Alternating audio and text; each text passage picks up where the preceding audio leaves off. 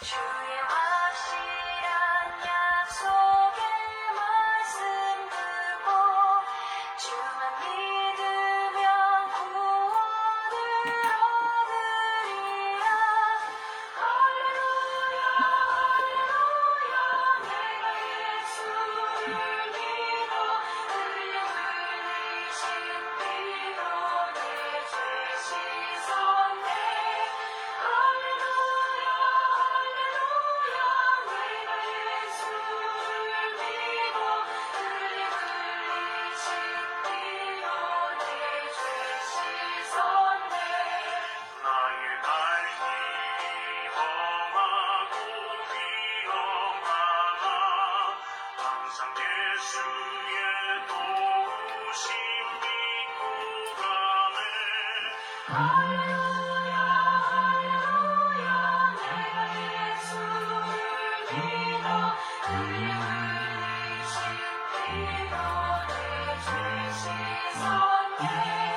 할렐루야 할렐루야 내가 예수를 믿어 흘려 흘리신 피로 내 죄 씻었네. 주의 보좌의 찬송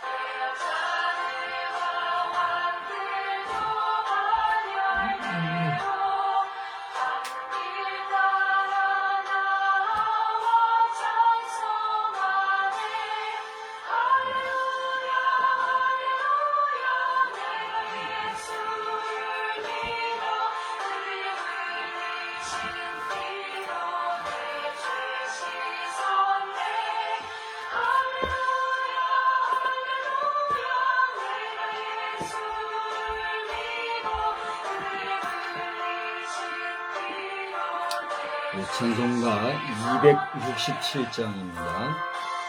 267장 우리 5절 찬송 함께 하겠습니다. 우리 모두 다 그 반열 뒤따르며 함께 즐거운 찬송을 부르리라.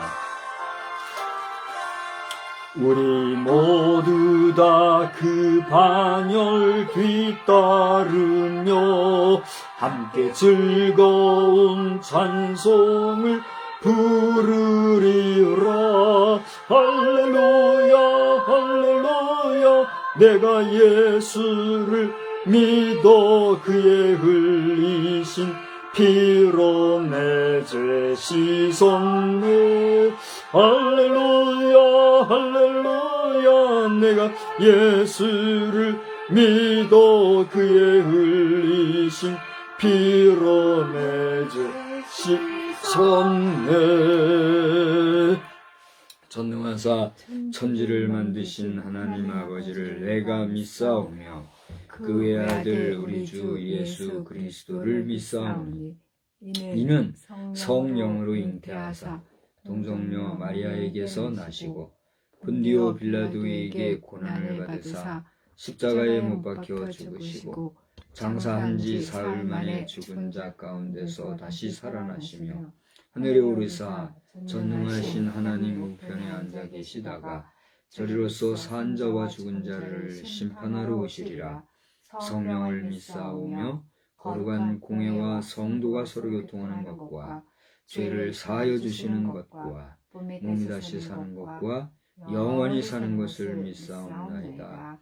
아멘. 우리 찬송가 410장을 부르겠습니다.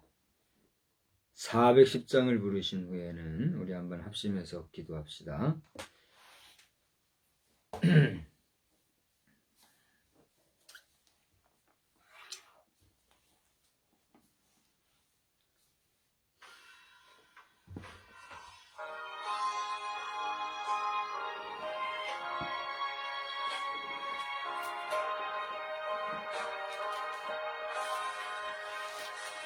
내 맘에 한 노래 있어 나 즐겁게를 부르네.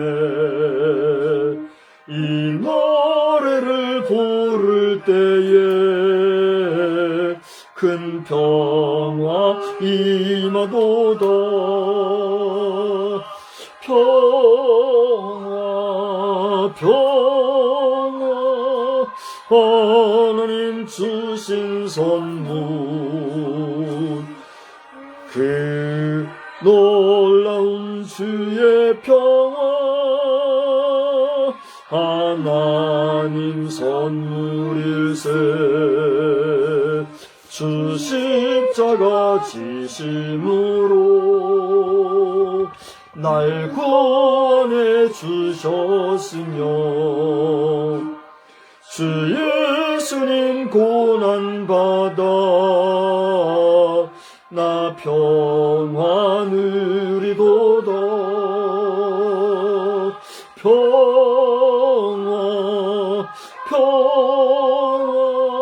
하나님 주신 선물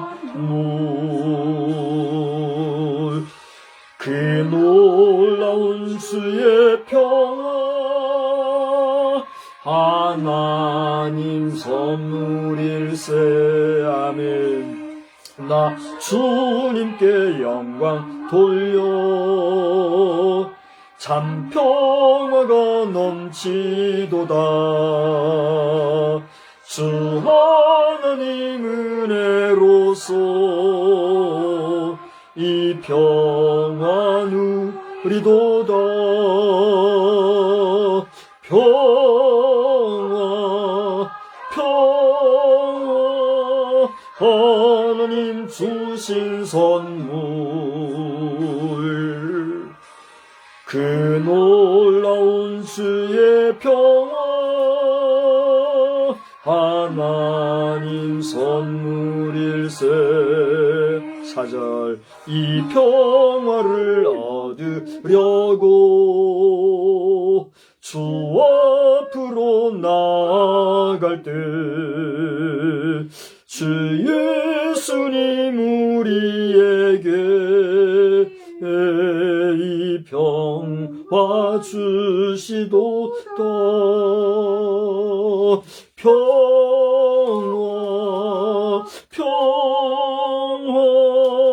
하나님 주신 선물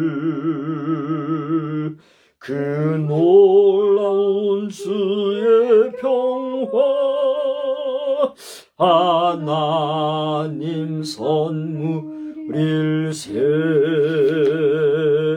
아멘. 오늘 주보를 참고하여 주시고 우리 함께 성미 기도 제목을 따라 함께 기도하시고 이어서 또 우리 환자들을 위한 특별한 기도를 갖도록 하십시다. 먼저 북한이 핵무기를 계속 고집해서 이제 더 이상 국제사회 양보를 얻기가 어려울 것 같아요. 그러니까 그 비극적 종말을 맞이하고 피 흘리는 혈의 누를 겪지 말고 깨끗하게 승복하는 이런 일이 있도록 하나님 도와주옵소서. 우리 북한을 위해서 기도합시다. 그리고 러시아와 중국과 같은 북방 지역의 국가들 우리가 여러 가지 모습으로 관계를 맺고 있죠. 동맹관계 또 외교관계 이런 것들을 맺고 있는데 우리나라가 그러한 나라들과 적절히 대응할 수 있는 힘과 지혜를 주십사. 우리 지도자들을 위해서 외교관들을 위해서 함께 기도합시다. 또 외교 문제를 내세워서 우리가 또 국정을 운영하다 보면 여러 가지 어려운 일들이 있을 줄로 압니다. 세계적인 관계에서 이런데도 불구하고 우리 교육부에서는 교육 내용을 왜곡하고 잘못된 내용을 가르치겠다고. 정말 이 사람들은 우리 대통령을 비롯해서 국무총리 또 국무위원들이 결단을 하고 속간이어서 엄중하게 치리를 해야 될 것이다. 오늘 오후에 모임이 어떻게 됐는지 제가 아직 결과를 보지를 못했어요. 그래서 우리 윤석열 대통령 또 누구죠? 아니 하도 한동훈 씨가 요즘 인기라 그래. 한하면 한동훈이 나오는데 한동훈 장관도 마찬가지로 이 일에 신경 쓰실 뿐 아니라 한덕수 국무총리께서도 그냥 뭐 왔다 갔다 이름만 내지 마시고 한번 국무총리 경험도 있던 분이니만큼 정말 이 교육부 잘 다스려 주시기를 바라고 우리 하나님께서 도와달라고 기도합시다. 또 우리 홍혜자 권사님 금주주간에 여러 가지 일이 있는데 여러분 아시리라 알고 기도해 주시고 예배 직전에 우리 유리 알죠? 유리가 이렇게 전화를 해왔는데 너무 안타까워요. 그가 막 오랜 시간 동안 이렇게 병 가운데 싸우고 있는데 하나님 도와달라고 그를 위해서 한번 기도합시다. 또 우리 여당이 선전을 하고 있습니다만 너무 약한 모습에 마음이 아파요. 저들이 정신을 집중해서 바른 정치 잘할 수 있기를 위해서 우리 한번 이런 여러 가지 기도 제목을 놓고 합심해서 기도하겠습니다. 하나님 아버지 은혜와 사랑을 감사합니다. 이 시간에 저희들이 합심하여 주님 앞에 기도할 것은 이곳에 북한을 정토라고 하고 민족이라고 말하고 너무나 오랜 세월 일어나 다른 사상과 인문과 또 정치적인 체계로 붙어져 있는 백성들 위해서 기도합니다. 저들이 욕심과 야망과 야욕에 놓여서 이 한반도에 구하는 이 수많은 정권들을 유린하고 이렇게 몇몇 집단 체제를 통해서 저들의 권력과 또 세력을 붙고 있는 가운데 국제사회로부터 인정받지 못하고 이렇게 있는 가운데 있습니다. 앞으로 저들이 어떤 종말을 맞을지 저들은 못합니다. 그 혈의무가 최소한을 얘기해 주시고 김정은을 비롯하여서 그 시야에 있는 많은 사람들이 이 시대를 깨닫고 정신을 차리고 회개하고 잘못된 것을 인정하고 저들의 생명을 보존할 수 있도록 불쌍히 해주시고 저들이 끝까지 고집하고 하나님을 부정하고 또 우리 평화를 깨려고 하나님을 대변하시고 점점치 마시고 저들을 시도하시되 온 만백성을 이루고 하나님을 두려워하는 바른 삶을 살아갈 수 있는 결단을 갖게 하여 주시옵소서. 러시아와 중국과 같은 북한 지역과의 관계를 우리 한국이 하지 않을 수가 없어. 또 이렇게 여러 가지 관계를 맺든지 저들을 잘 동반하며 지혜가 부족하지 않도록 또 그렇다고 비굴한 자세로 임하지 않도록 주님 도와주시고 능력으로 함께 주시기를 간절히 드리고 싶습니다. 우리 문제를 위해서 이렇게 국가가 어렵고 또 외관계와 힘든 관계도 있는데 이러한 틈을 타서 그 보완계자들이 잘못된 교육을 강연의 대상으로 특히 우리 어린 시민들의 대상으로 가르치려 하는 경우도 있다고 하니 주여 저들의 잘못되고 악한 교육을 만들어주지 않도록 도와주시고 이러한 일들을 앞서가는 자들을 하나님의 강력한 법적 작가로서 치료하는 역사가 나타나고 인생에게 건강한 한국 소금을 주는 또 우리 여러 위원들을 도와주시고 또 요즘 인기리에 있는 법무부 장관 등 여러 우리 지도자들이 이 일에 정말 근신하고 힘을 다하여 지혜로서 잘 다스려 나갈 수 있는 은혜를 허락해 주시기를 간절히 드리고 소원합니다. 은혜가 본자 유리 성도 아버지는 저들이 여인의 몸으로서 많은 아픔과 고통 속에 있고 그들이 하는 또 결과를 기하는 가운데 있는 주님의 하심이고 불쌍히 여겨주시고 도와주셔서 여자의 건강, 여성의 건강은 그 가정의 건강이고 그 사회의 건강이라는 말이 다시 한번 이 생각이 나옵니다. 여전히 저들 여인들을 불쌍히 여겨주셔서 더 고통을 얻게 하시고 그 치료가 필요한 치료도 잘 되어줄 수 있도록 인도하여 주시기를 간절히 드리고 소원합니다. 부족한 분들도 은혜를 함께하여 주시옵시고 특별히 이 여당에 속해 있는 모든 정치인들 아버지의 지혜를 이루고 능력을 더하여 주시옵소서. 지금같이 연약한 모습으로 갑니다. 더 강력하게 분명하게 모든 것을 드러낼 수 있는 경망이 있고 능력이 있게 해주시고 되게 하시고 우리 국민들 사분을 깨어지고 찢어지지 아니하도록 주님 도와주시기를 원하오며 이 밤에도 얘기하신 말씀 가운데 우리가 평강과 주님을 만나 은혜 주시기를 원하오며 예수님의 거룩하신 이름으로 감사하며 기도드리옵나이다. 아멘. 주여 도와주시옵소서. 우리 하나님의 말씀을 보겠습니다.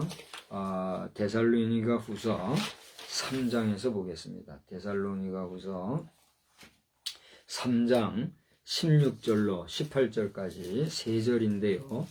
우리 한번 다 같이 한번 합심해서 읽도록 하겠습니다. 우리 현재 예배드리고 계신 여러분들께서도 데살로니가 후서 3장 16절로 18절 다 같이 소리내어서 한번 읽겠습니다. 평강의 주께서 친히 때마다 일마다 너희에게 평강을 주시고 주께서 너희 모든 사람과 함께 하시기를 원하노라. 나 바울은 친필로 문안하노니 이는 편지마다 표시로서 이렇게 쓰노라. 우리 주 예수 그리스도의 은혜가 너희 무리에게 있을지어다. 아멘. 할렐루야. 하나님의 은혜와 평강이 이 밤에도 여러분과 함께 하시기를 주님의 이름으로 축복합니다. 오늘 저녁 시간에는 만인의 평강을 비는 삶이라고 하는 제목을 한번 세워보았습니다. 여기 16절에 보면 너희 모든 사람과 함께 하시기를 원한다. 모든 사람. 이거를 그대로 모든 사람이라고 제목을 쓰려고 하니까 너무 길어요. 그래서 만인 이런 단어를 써봤어요. 그래서 모든 사람의 평강을 비는 삶 이런 뜻이 있음을 아시고 만인의 평강을 비는 삶 제가 이렇게 얘기하면 모든 사람 이렇게 이해하시기 바랍니다. 한 번 더 해봅시다. 만인의 평강을 비는 삶. 만인의 평강을 비는 삶. 제가 이제 만인의 그러면 여러분 모든 사람 이렇게 해보세요. 다 같이 합시다. 만인의 평강을 비는 삶. 오늘은 그런 제목으로 말씀을 전하고자 합니다. 여러분들이 설교 전에 뭐 이런저런 얘기를 하면 뭐 은혜가 안 된다, 다 아는 얘기 뭐를 하느냐, 또 서론 길다 별 얘기를 하실 수 있으리라고 생각을 해요. 근데 오늘 이 저녁 시간에는 이렇게 만인의 평강을 비는 삶이라는 제목의 말씀을 전하기 위해서라도 그동안 우리가 살아가는 이 시대에 무슨 일이 있고 또 특별히 지나간 한 주간에는 어떤 일이 있었는가 잠깐 살펴보고 말씀을 생각을 하고자 해요. 그래서 뭐 우리가 인생사를 다 이 시간에 말할 수는 없고 지나간 한 주간 속에서 정말 우리 많은 사람들이 여기 보면 모든 사람이라 그랬어요.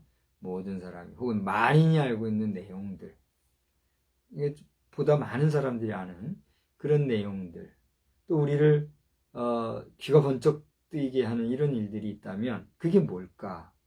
제가 한번 생각을 해보는 가운데 그건 이제 내 관심사에 따라서 그런 것이 들리거나 보일 수도 있거든요. 근데 여러분은 어떨까? 내가 한번 궁금했어요. 여러분이 한번 얘기해 보세요. 여러분이 지난 한 주간 사는 동안에 핫 이슈, 빅 뉴스, 뭐 여러 가지 쇼킹할 만한 정말 흥미로웠던 뉴스거리가 있었다면, 뉴스감이 있었다면 무엇이었습니까? 지금 한번 머릿속으로 생각을 해보세요.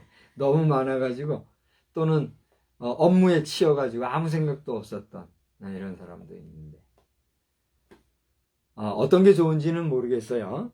어떤 사람은 이것저것 생각나는 사람도 있고 어떤 사람은 전혀 세상에 일에 신경 쓸 경황이 없이 보낸 이런 사람도 있고 또 하여튼 뭐 다양한 한 주간을 보낸 줄 압니다. 저는 일부러 예배 준비를 위해서 설교를 준비하면서 일부러 메모를 해봤어요. 그래서 한 주간 동안에 있었던 게 뭘까? 첫째로는 전략 핵무기 비치의 건으로 우리나라의 정치인들이나 또 군사계통의 인사들은 강경하게 주장하는 그런 일이 있었는가 하면 거기에 반해서 그것은 삼가해야 한다라고 하는 그런 일들이 우리나라에서가 아니라 주한 미국이나 또는 미국 본토 전문가들이나 또 UN 등 세계 국제기구의 인사들에게서 있었던 이런 일을 보게 돼요. 그래서 전략무기가 이제 한반도에는 비치가 되어서 대한민국이죠. 여기서는 대한민국에서 비치돼서 이 북한의 그 완악하고 거칠은 데 대해서는 정말 비등하게 해야 된다. 근데 지금 우리가 떠들어봐야 시간적으로 그게 어렵잖아요. 그죠? 그래서 뭐 어렵고 그렇게 하면은 북한에 더 빌미만 줄 뿐이기 때문에 삼가해야 된다 이런 의견. 근데 이게 큰 핫 이슈가 됐었어요. 오늘 이 말씀을 듣는 동안 뭔 소린가 하는 분도 있을 것이고 정말 끄덕이는 분도 있고 할 텐데 여러분 기도해야 합니다. 두 번째로는 우리나라에 여러 그 기관 부서가 있는데 그 중에서도 교육부의 역할이라고 하는 것은 중요해요, 안 중요해요? 중요해도 참 중요합니다. 그렇지 않습니까? 우리나라의 교육이 어떻게 되느냐라고 하는 것은 그야말로 교육은 백년지대계다 하는 말이 있는 것처럼 100년 후에 또 100년 그 너머 이후 우리 후대에 우리 나라의 역사와 직결되는 문제거든요. 운명과도 직결되는 문제예요. 우리가 어떤 교육을 받느냐에 따라서 바른 삶을 살 수도 있고 정말 짐승과 같은 삶을 살 수도 있잖아요. 그래요, 안 그래요? 그래서 북한 공산주의자들의 교육이 그거거든요. 잘못된 공산주의도 왜곡시킨 공산주의. 그래 주체사상이라는 교육을 시킨 거 아니에요? 주체사상이 뭡니까? 별 수 없이 가짜 김일성 중심으로 그를 신성시하고 절대 존엄시하며 온 인민을 인민민주주의라는 이름으로 말만 그럴싸하게 해가지고요. 왜곡된 공산주의를 펼쳐나가는 게 북한 공산주의 아니에요. 그죠? 이 교육의 문제거든요. 근데 그런 식으로 오늘날 대한민국 교육부 안에서 교육부 인사 중에서 우리 어린아이들에게 잘못된 가치관, 잘못된 성교육, 또 이 잘못된 윤리관, 도덕관 이런 이상한 것들을 교묘하게 가르치려고 하는 이런 일들이 발생한 거예요. 그래서 이거 안 된다. 이런 왜곡된 개정교육과정을 폐기해야 된다. 그런 촉구하는 국민대회가 지난 20일인가요? 20일이었나 봐요. 전쟁 기념관에서 있었고, 또 오늘은 현재 윤석열 대통령의 대통령 집무실, 워낙 대통령이 있어야 될 청와대도 못 들어가고 임시로 대통령 집무실에서, 그것도 얼마나 말이 많잖아요. 오죽하면 그렇게 했겠어요. 에? 청와대에 들어가야 할 대통령을 들어가지 못하도록. 이걸로 이제 또 별별 말이 있을 테니까 이제 그만하고, 대통령 집무실 근처에서 오늘 뭐 3만 명을 목표로 모인다는데 얼마나 모인지 모르겠어요. 예배 후에 이제 다시 찾아보려고 해요. 이런 일이 있어. 이게 핫 이슈예요. 근데 언론에 이게 보도가 됐는지는 모르겠어요. 그런가 하면 현재 영부인인 김건희 여사, 여기에 대한 수사를 촉구하는 그런 엄청난 집회들, 이 핫 이슈가 됐잖아요. 그죠? 거기다가 야당 대표라고 하는 사람의 그야말로 탈정치화, 이 완전 정치를 어그러지고 벗어난, 정치도 아니죠. 야당이라고 하는 것은 여당이 잘못 가는 것을 바로잡기 위해서 견제하는 게 야당이잖아요. 근데 여당의 잘잘못 시시비비는 둘째치고 야당의 의견을 관철하기 위해서 여당을 정략적으로 이용하면 그게 야당이라 할 수 있어요? 그 적대 세력이죠. 불선 세력이죠. 국가 전복 세력인 거죠. 어쩌다가 우리나라 야당이 정치를 그렇게 하게 된지 모르겠으나 슬픈 역사인 거죠. 그렇지 않습니까? 오죽하면 대통령제로 약하다, 왕정정치 회복해야 된다 소리가 우리나라에서 다 나오고 있느냐. 기가 막힌 노릇이죠. 사실 대통령제와 왕정정치는 다르잖아요. 그죠? 몰라요? 달라요. 오늘날 현대 시스템 속에서는 그게 그거로 놓고 50보 100보로 놓고 프레지던트라는 이름으로 가고 있지만은 사실 왕정정치와 대통령제는 다르거든요. 오죽하면 대통령제가 연약하다, 왕정정치로 가자, 이렇게까지 하느냐 말이에요. 이런 일들이 한 주간의 한 뉴스였어요. 이제 제가 정리를 해본 거예요. 제가 틀릴 수도 있어요. 여러분이 이제 정리를 해보란 말이에요. 또 중국의 시진핑 주석이 3연임을 했대죠? 3연임을 했다고 저는 그렇게 듣고 있어요. 그래서 그가 3연임을 하면서 지금 부각된 게 뭐냐면 대만 침공을 강화하겠다, 강세화하겠다. 강화와 강세화는 약간의 차이가 있죠. 그래서 강세화하려고 하는 이런 상황 가운데 있다 하는 그런 뉴스가 한 주간 동안에 빅뉴스 중에 하나였어요. 그런가 하면 러시아와 우크라이나 전쟁의 강대강상태, 이제 겨울로 접어드는 이런 시즌인데, 그쪽은 북이 우리보다도 좀 더 높은 지역이잖아요. 그죠? 우리보다 더 추울 거예요. 그죠? 지금쯤이면 많이 추울 수도 있어요. 뭐 저는 안 가봐서 모르지만 이제 뭐 엄청 추울 텐데 앞으로 어떻게들 할 건지 모르겠어요. 이런 한 주간, 우리가 뭐 몇 년 전이 아니에요. 지난 한 주간, 그러니까 지난 10월 16일 이후 오늘 23일, 이 한 주간 동안에 있었던 일들이 많이 있었는데, 그 중에서도 저에게 쑥쑥 들어온 것 중에 눈에 확 띈 것들이만 감춰로 봐도 이 정도더라 이거예요. 자, 우리가 살아가는 이러한 시대 중에 여러분, 우리가 이 세상을 바라볼 때는 평화라든가 평강이라든가 화평이라든가 평안이라든가 하는 이런 말들이 자연스럽게 우리 마음속에, 우리 심령에 자리 잡힐까요? 여러분은 어떻습니까? 방금 말씀드린 이런 한 뉴스들 외에도 여러분들이 일상의 삶 속에서, 지금 현재 여러분의 평상시의 생활 속에서 여러분은 마음의 평강 가운데 거하고 계십니까? 아니면 불안, 초조, 스트레스, 어려움 가운데 거하고 계십니까? 그 현황, 현실, 형편, 지금 현재 처지에 대해서 저는 다 잘 알지 못하지만, 그러한 여러분에게 오늘 이 저녁 시간에 바울 사도가 데살로니가 교회 성도들에게 전해준 이 말씀의 그 후반부에 있는 이 말씀을 통해서 참으로 여러분에게 넘치는 평강이 있기를 주의 이름으로 축복합니다. 더 나아가 여러분이 그런 평강을 소유하셨을 줄 압니다만 그러한 그런 평강을 소유한 평강을 잊지도 말고 나아가 여러분과 관계를 맺고 있는 주변의 만인이라 그러면 아까 뭐라 그랬죠?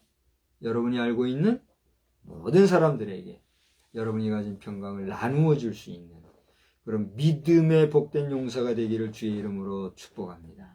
축복합니다. 부자 중에는 두 종류가 있대죠.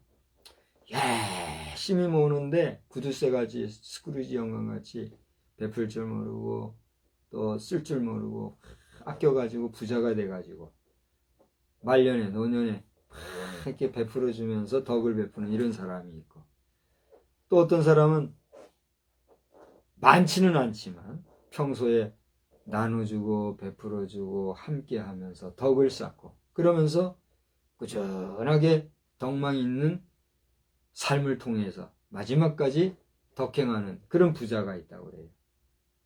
사실 후자의 경우는 쉽지는 않죠, 그죠? 그러니까 부자의 개념을 우리가 어디에 두느냐에 따라서 물질 개념으로서의 많음과 또 풍성함과 여유로움을 생각을 한다라고 하면 이 세상에 완전한 부자가 있을 수 있을까요? 없을까요? 참 힘들 거예요. 그런 면에서 어쨌거나 이 부자에는 이런 종류의 사람들이 있다고 하는데 우리가 물질적으로 내가 가진 것을 나눌 때에 그 물질이라고 하는 것은 내가 있어야만 나눠줄 수가 있어요? 없는데도 나눠줄 수가 있어요? 있어야만 나눠줘요.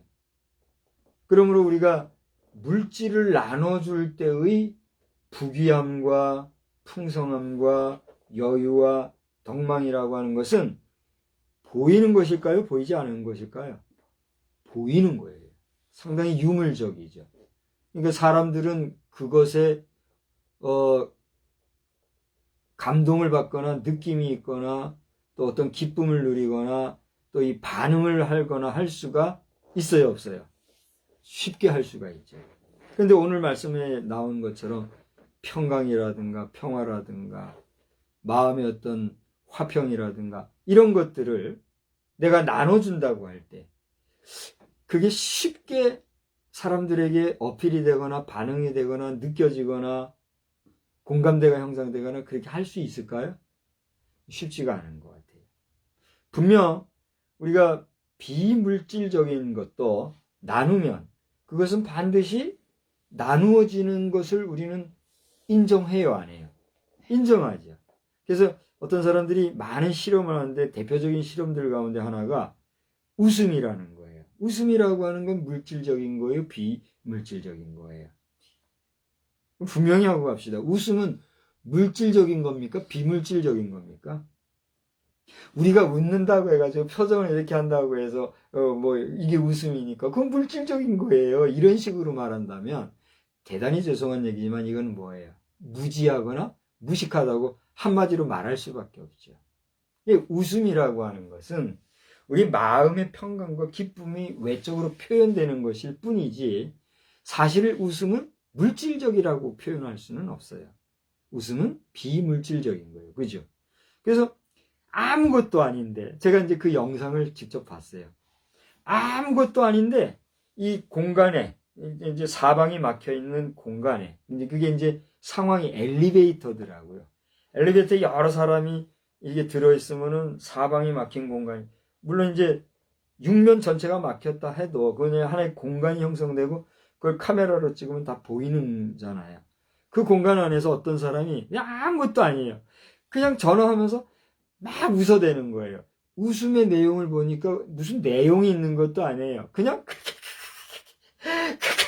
하고 막 그냥 웃어요. 웃어대니까 저쪽의 사람이 뭔 소리야 처음에는 쓸데없는 소리. 그래서 웃기네 하고 이제 헛웃음을 웃는 거죠. 그렇게 하고 웃으니까 좀 돌았나 뭐 이런 식으로 했겠지. 그러면서 웃어요. 그러니까 또 한쪽에서도 이런 식으로 웃어요. 처음에는 한 사람이 아무것도 없이 그냥 키득 하는데 한 사람은 그렇게 반응하고 한 사람은 아무 반응 없이 하고 한 사람, 두 사람 그냥 같이 웃다 보니까 또 여기서도 저기서도 그냥 여러 사람이 웃어 제끼는 이런 일들이 있더라고요. 이제 그거를 실험 삼아 이렇게 찍은 영상이 있더라고요. 제가 왜 그런 얘기를 하는가 하면 서두에 말씀드린 대로 물질적인 것은 구체적인 것이고 우리가 가시적인 것이고 또 실체적인 것이기 때문에 나누고 나눔을 받고 할 때는 그것이 쉽게 느껴지고 공감대가 형성되어진단 말이죠. 그죠? 근데 웃음이라고 하는 건 이 비물질적인 것은 분명히 이런 전념력, 그걸 전념이라고 그러죠. 파쇄력이 있어서, 파급 효과가 있어서 반드시 영향을 미치지만 우리에게 물질을 나눌 때와 같은 그런 구체적인 공감대라든가 실체적인 어떤 느낌은 우리가 쉽게 느낄 수 있는 것들은 아닌 것 같아요. 그죠? 근데 여기서 오늘 얘기하는 말씀의 내용 중에서 평강이라고 하는 것도 동일한 거죠. 평강이라고 하는 것이 물질적인 것입니까? 비물질적인 것입니까? 그럼 비물질적이에요. 말 그대로 평화롭고 강건하며 평화롭고 안정적인 것. 그게 평강이에요. 평안할 평자, 평안할 강자. 그게 평강이에요.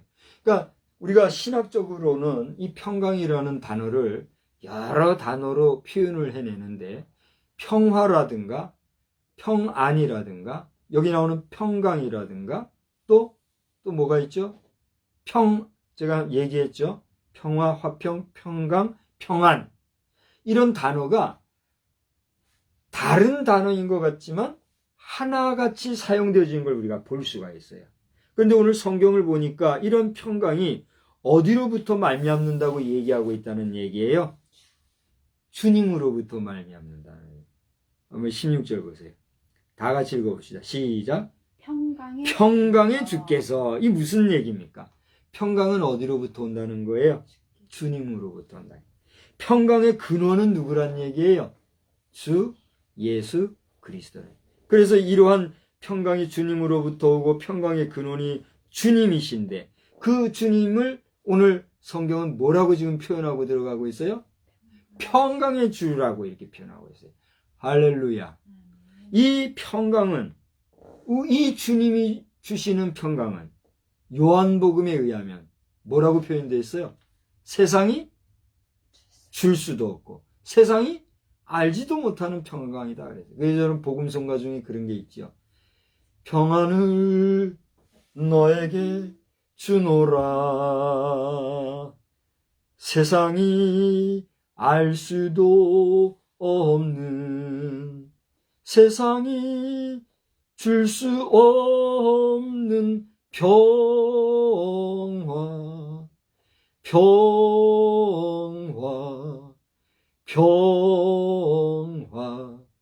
평안을 내게 주노라. 그런 복음성이 있지요.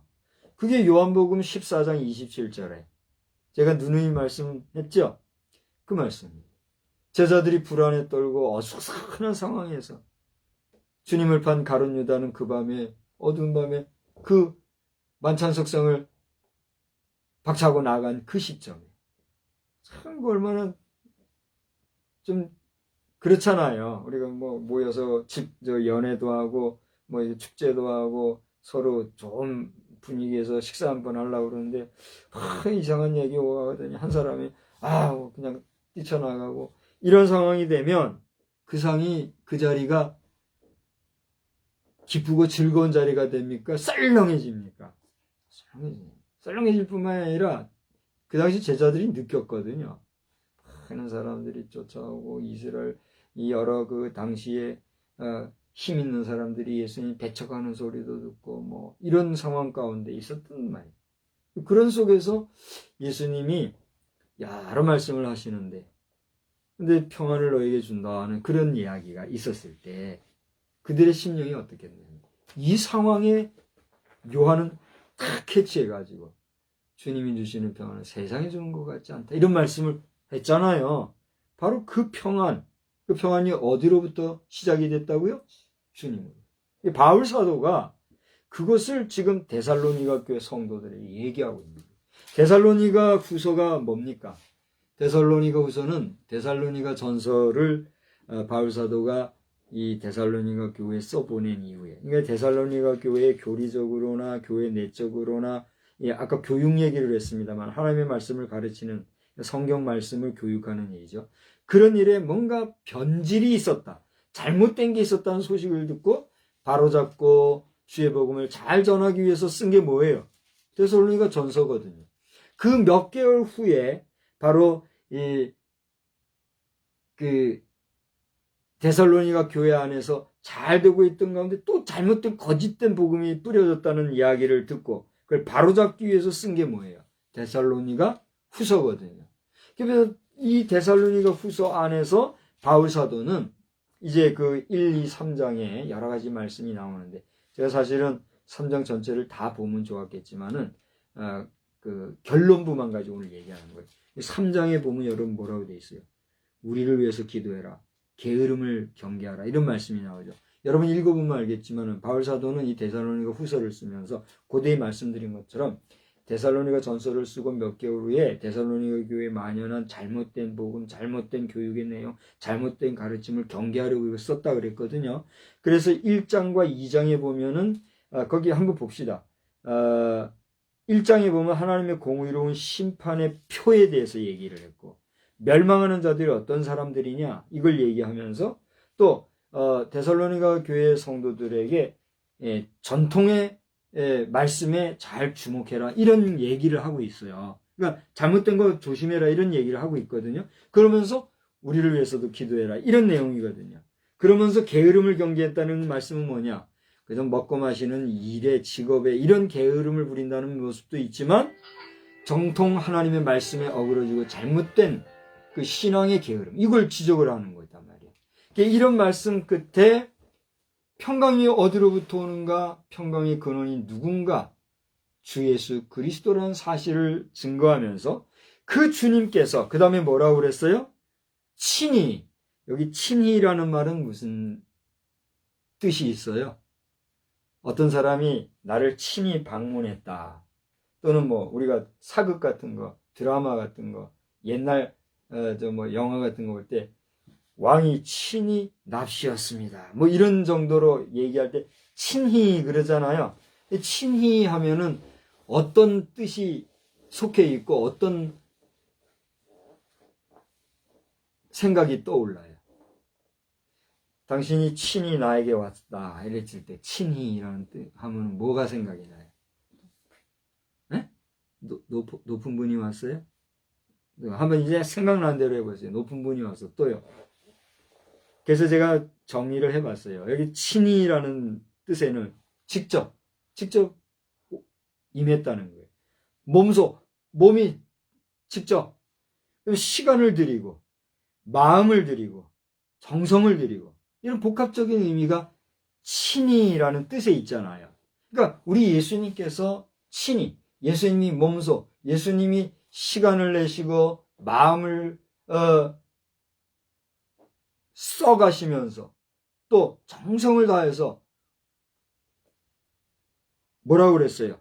때마다 일마다 너희에게 평강을 주시고 또 주께서 너희 모든 사람과 함께 하시기를 원한다 그랬어요. 그러니까 바울 사도는 만인에게, 그러니까 모든 사람들을 위해서 축복을 하는데 그 평강의 근원이신 주님이 어떻게 해요? 몸소. 주님이 친히, 주님이 시간 내시고 마음 내시고 주님이 정성을 다해서 여러분 축복해 주기 바랍니다. 이렇게 축복하고 있다는 얘기예요. 이해가 되시죠? 그러니까 우리가 누군가를 축복한다 할 때는 내가 축복하는 거예요? 내가 축복하되 주의 이름으로 축복하는 거예요. 주의 이름으로. 그런데 우리 성도들 가운데는요, 그런 의식이라든가 그런 의미라든가 그런 뜻은 저버리고 그냥 만인 제사장론 이걸 얘기하면서 내가 축복하면 된다 해가지고 그냥 무작정 축복만 하는, 축복의 말만 하면 그게 다 좋은 말인 줄 이렇게 하는 경향이 있어요, 없어요? 있어요. 문제예요, 아니에요? 문제예요. 교회 안에서는 질서가 있고 주님이 머리가 되시고 주님이 중심이 돼야 되는데 주님은 잠깐 뒤로 곁으로 제껴놓고 누가 그 자리에서 자아를 내세워요. 내가 무엇이간데 주와는 상관없이 누가 누구를 축복한다는 거예요. 아무런 생각 없이 축복합니다. 형제님, 자매님. 교회 안에 주 이름으로 주 예수 안에서 우리가 형제 자매된 그 정말 귀하고 아름답고 가치 있는 일을 무시하거나 폄하하는 게 아니에요, 지금. 그래요, 안 그래요? 제가 목사로서 교회 안에서 형제여, 자매여 하면서 축복하고 정말 사랑하고 응원하고 위로하고 격려하고 하는 일을 목사가 그 마다하면 돼요, 안 돼요? 마다할 필요도 없고 마다할 이유도 없어요. 예수 안에서 온전히 그리스도인의 백성이 된 사람들 사이는 서로 축복하고 해주는 게 맞아요, 틀려요? 맞고 당연한 거예요. 그런데 문제는 뭐냐면 그러한 주 예수 그리스도로 말미암는 평화와 평강과 은혜의 사건과 경험과 체험 없이 그냥 교회 안에서 축복합니다 하니까 그냥 말로만, 입술로만 그냥 영혼 없이 축복한다. 그것은 아니라는 것이죠. 오늘 영상을 지금 몇 분이나 볼지 몰라요. 지금 우리 아주 극소수로 예배에 참석하고 있고 지금 영상을 촬영하고 있는데 이후에 몇 사람이 보게 되든지 누가 보게 되든지 당신의 앞에 있는 사람에게 축복한다고 할 때 그 축복, 당신이 하는 축복인가? 예수의 이름으로 하는 주님이 축복하는 축복을 비는 것인가? 생각해야 합니다. 아무런 생각 없이 영혼 없이 축복한다 하는 것 그 자체가 이미 하나님을 뭐 하는 거예요? 망령되이 일컫는 것이다 라고 하는 거예요. 복의 근원이 누구예요? 하나님이잖아요. 근데 하나님이 축복해 주지도 않고 하나님과 상관도 없는데 내가 너를 축복한다는 것은 지금 누가 누구의 자리에 있는 것과 같은 거예요. 당신이 하나님의 자리에서 하나님의 노릇하는 거예요. 그런다면 축복이라는 소리를 함부로 할 수 있어요, 없어요? 함부로 못하는 거예요. 누가 누구를 축복해요, 지금. 그렇지 않아요? 왜 주의 종들, 목회자로 부르심을 받은 자들에게 권위가 주어지고 권위가 있는가? 왜 그들에게 하나님께서는 특별한 권위를 부여해 주셨는가? 오늘 제가 아무것도 아닌 사람이 무슨 권위의식으로 이 얘기를 합니까? 아니잖아요. 내가 권위의식을 가지고 권위 있는 체바에 내가 무슨 권위가 있는 사람이라고 인정이나 누가 해줘요? 아니잖아요. 내가 권위의식으로 하는 얘기가 아니에요. 원리를 얘기하는 거란 말이에요. 여러분이 목사하면은 그래도 아직은 존경하고 지금도 껌뻑 죽는 사람들이 있어요. 그렇잖아요? 아무리 박사니 엔지니어니 정치인이니 해봐야 목사라고 하면 그냥 어쩔 줄 모르는 분들이 지금도 있더라고요. 근데 이제 그 많지는 않죠. 왜 솔직히 목사같이 불쌍한 인생들이 어디 있어요? 돈이 있나? 누가 명예를 있나? 뭐가 있어요, 목사가? 목사 모임에 가보면 제일 불쌍한 모임이 목사 모임이에요. 그 중엔 돈 있는 사람들, 돈 있는 사람은 이제 돈 자랑질 하는 사람들도 있어요. 그건 그 사람의 복이니까 그건 참 존경스러운 거죠. 대부분의 목사들은 보면 최소한의 그냥 것 가지고 생색내고 싶어도 생색도 못 내고 그냥 여기저기서 긁어가지고 그걸로 하잖아요. 근데 목사님들의 모임에 가보면 너무 안타까워. 하나님 저도 마음껏 좀 쓸 수 있게 해주십시오 하지만 아직 그런 기회를 하나님이 안 주셨어요. 언제 그런 기회 줄지 모르지만 그런 목사들이 무슨 권위의식을 내세우겠느냐고요. 그런데도 목사하면은 존경하는 이유가 뭐예요? 하나님께서 그들에게 그만한 권위를 부여해 주셨고 그들로 하여금 특별히 무슨 권한을 주셨어요? 축복의 권한을 주신 거예요. 축복을 할 수 있는 권한과 그런 권위를 가진 자가 누구요? 주의 종들이에요. 근데 주의 종들이 할 그 자리에서 내가 축복한다고. 오만하게 말이죠. 이거 삼가해야 하는 거예요. 절제해야 하는 거예요. 그래서 정말 여러분이 누군가를 축복할 때는 내가 하는 게 아니에요. 내가. 그래요, 안 그래요? 내가 축복하는 게 아니라 내가 누구의 이름으로? 주의 이름으로, 예수의 이름으로 축복하는 거란 말이에요. 그것을 알고 축복을 해야지. 주님은 뒤로 제껴놓고 자기가 축복한, 그거는 잘못이라는 것을 오늘 얘기하는 거예요. 그래서 그 다음에 평강은 모든 주님이 근원이시고 그 주님이 친히, 그 다음에 뭐라 그랬어요? 때마다 일마다. 그럼 무슨 얘기예요? 때마다 일마다라는 건 뭐예요? 한마디로 시시때때로. 또 한번 얘기해 봅시다. 시시때때로, 또 언제나, 항상. 그런 말로 바꿀 수가 있겠죠. 그러니까 모든 상황 중에, 모든 상황들 속에 누가? 주님이 어떻게? 친히, 몸소, 마음 정성 다해서, 아까 또 하나 뭐라 그랬죠? 직접 그렇게 복 주시기를 어떻게 해요? 내가 원한다. 이 바울사도도 내가 축복한다고 한 게 아니에요. 주님이 너희들에게 복 주시기를 원한다. 주님이 여러분 모든 사람들에게, 만인에게 복 주시기를 원한다. 이렇게 지금 이야기하고 있다는 얘기입니다. 결론이 뭡니까? 모든 사람, 그러니까 만인과 함께 하시기를 원하는 그러한 바울사도의 축복이 여기 담겨 있어요. 그래서 여기서 내가 주님이 모든 상황 속에서 여러분 모든 사람을, 그 다음 뭐라고 그랬어요? 여기 축복이라는 말은 없잖아요. 근데 결론이 축복하는 말이거든요. 근데 그 축복을 하는데 그 축복 중에서도 여러분 모두에게 무엇을 주시기를 원한다? 평강 주시기를 원한다. 결국 얘기하면 뭐냐면 평강의 주께서 여러분 모든 사람들에게 모든 상황 속에서 함께 하시기를 원한다는 이 얘기는 뭐예요? 주님께서 평강으로 모든 상황 가운데 모든 사람들과 함께 하시기를 축복합니다. 이런 뜻이에요. 할렐루야. 이 바울사도의 이런 축복이 데살로니가 교회 성도들에게 이 데살로니가 후서에서 마지막으로 쓰여지고 있는 걸 보게 되는 거죠. 오늘 말씀을 들으면서 여러분 가운데 불쾌감을 가진 사람들도 있을 수 있을 거예요.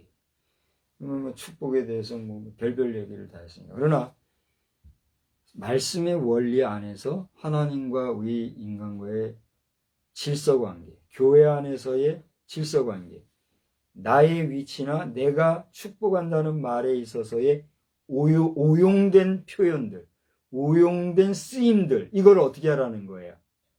조심하고 바로 잡아야 된다. 이걸 얘기하는 거예요. 축복하지 말라는 게 아니잖아요. 그죠?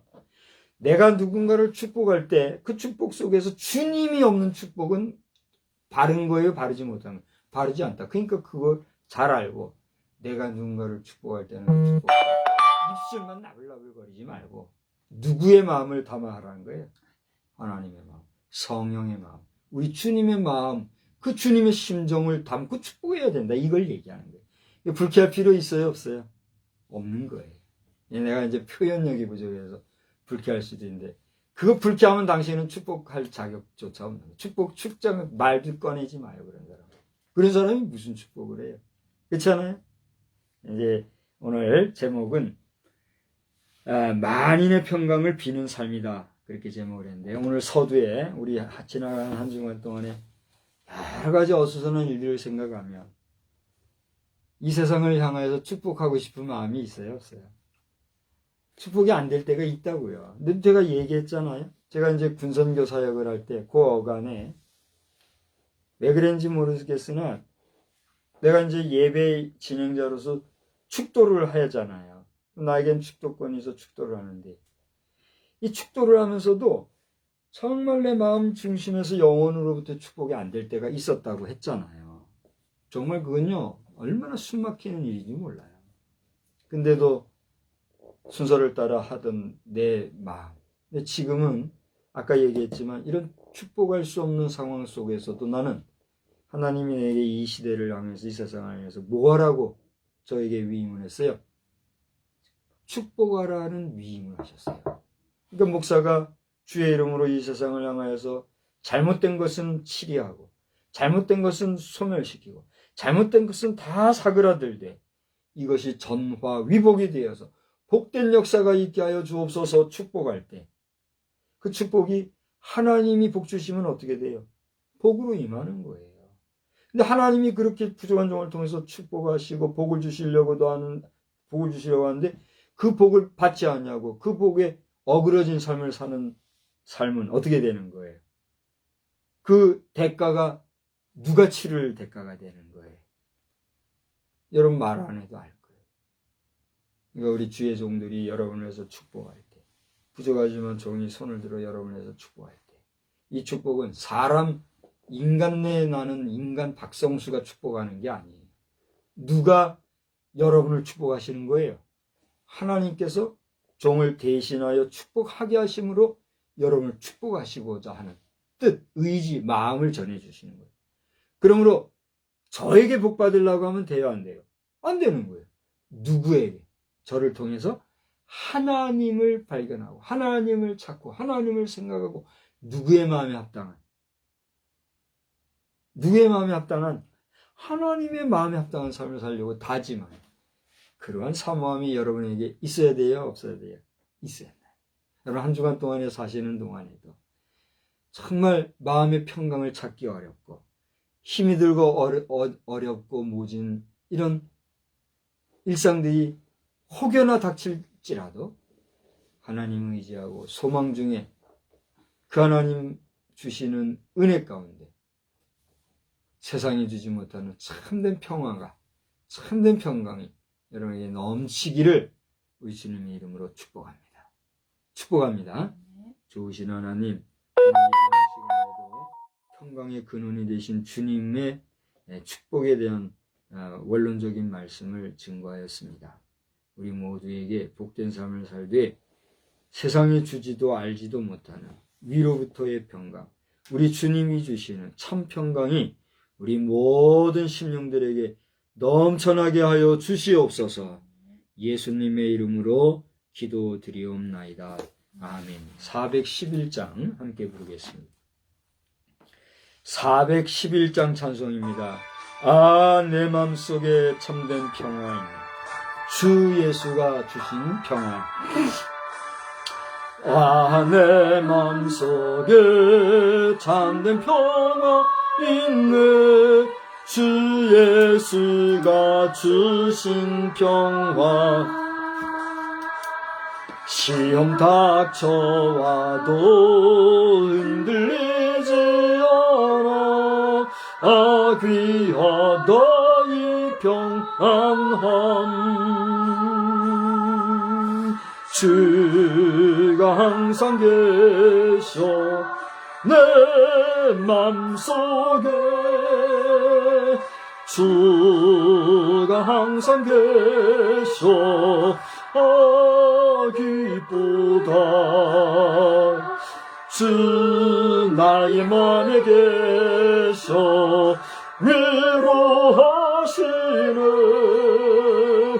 어찌 내가 주를 떠나 살까. 이 귀한 평화 내가 받고 보니 내 슬픔이 사라지고 마음의 기쁨 넘쳐 주를 찬양하네. 평화의 임금 예수. 주가 항상 계셔 내 맘속에. 주가 항상 계셔 기쁘다. 주 나의 맘에 계셔 위로하시네. 어찌 내가 주를 떠나 살까. 주 날개 아래 내가 사는 동안 이 보배를 빛내리라. 깊은 그날이 와 주를 만나 뵐 때 그 평화 영원하리. 주가 항상 계셔 내 맘속에. 주가 항상 계셔 기쁘다. 주 나의 맘에 계셔 위로하시네. 어찌 내가 주를 떠나 살까. 할렐루야. 우리 주님 가르쳐 주신 기도로 예배를 마치겠습니다.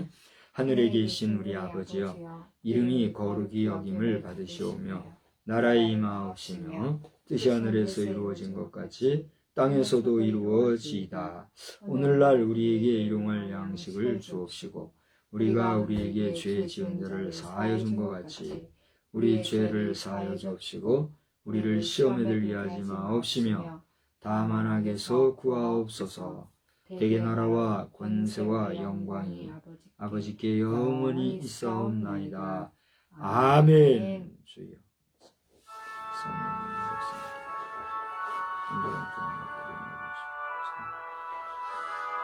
은혜 받으라.